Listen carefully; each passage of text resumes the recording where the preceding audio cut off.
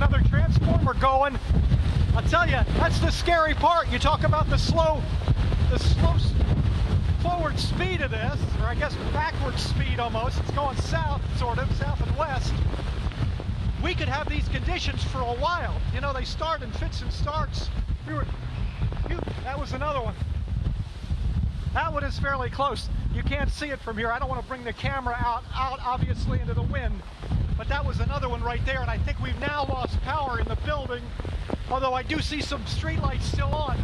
The scary part of this is that we get these conditions now, and until this gets past us, and it's moving so slowly, they say now about 5 miles an hour, 5 knots maybe, until it gets past us, we're going to be in these kind of conditions.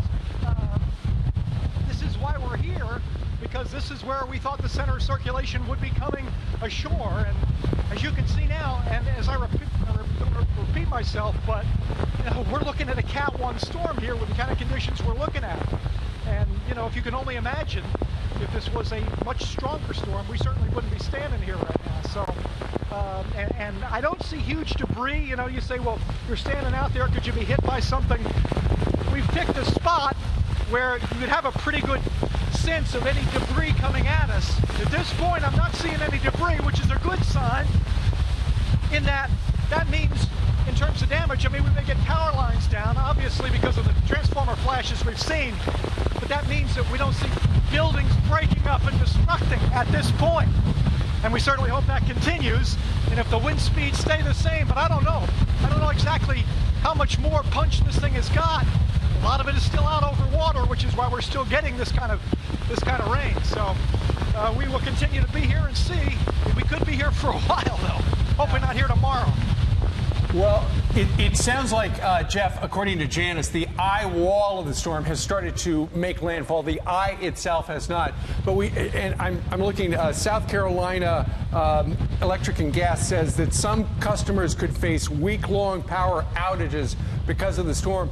What sort of electricity, as we watch the transformers blow in your area, what sort of electricity are they operating on with those lights? Is it battery? Is it generator? What is it?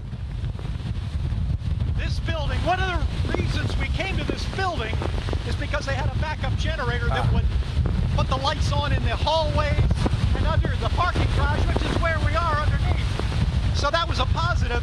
I still see street lights on, and I still see. That's another one. I wish you could see that. I don't want to bring the camera out in it, but I can just tell you. Also, if I walk over here, it'll be a little less windy. Maybe you saw one flash over there. I don't know if Ben's able to follow me. This is the ocean out this way in the dark. Whoa, that was a big one. Did you hear that, Ben? That was a big one over there. And now I've seen power go down to the whole northern side of Carolina Beach. I still see some power to the left here, which is south. Now they just flash back on. You know, when one goes, they go to another one, and until, you know, they get to the point where they cut it all down. But we just lost power there and it came back on. That's your warning shot across your bow, though. If you're somewhere here still and you've got power, you know, you want to have everything ready. I got a flashlight in my pocket, and it's, you know, a good idea, because when it goes away and you're done.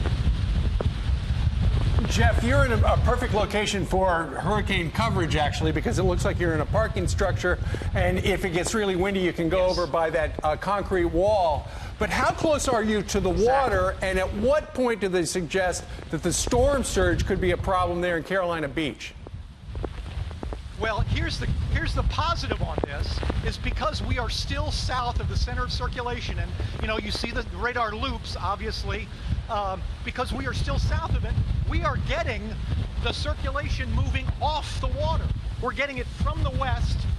As I said, out this way is where the water is. So if you could get out there to look, and we had a report out there earlier, the wave action is actually being pushed back. As the waves roll in, the tops get chopped off because of the winds that are knocking them down. That's keeping the surge at bay. Here's the problem. When they get past us, when the storm center of circulation gets past us, then we begin to get the head-on. So we'll get head-on off the water at some point. That's when the surge issue, I'm just going to look over here again to see if I see any more power issues. But that's when we would begin to get the surge potentially out here. Okay.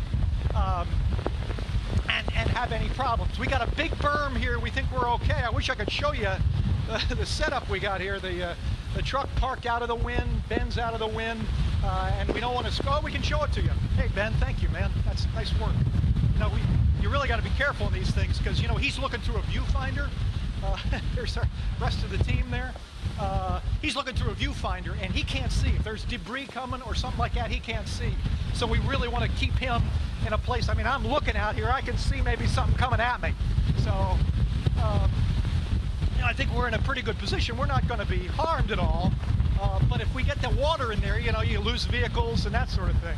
So we don't want to have that because unpleasant life just got a whole lot more unpleasant. You're right about Only that. one car there, and it's yours, Jeff. Just shows us everyone else is evacuated, so be safe.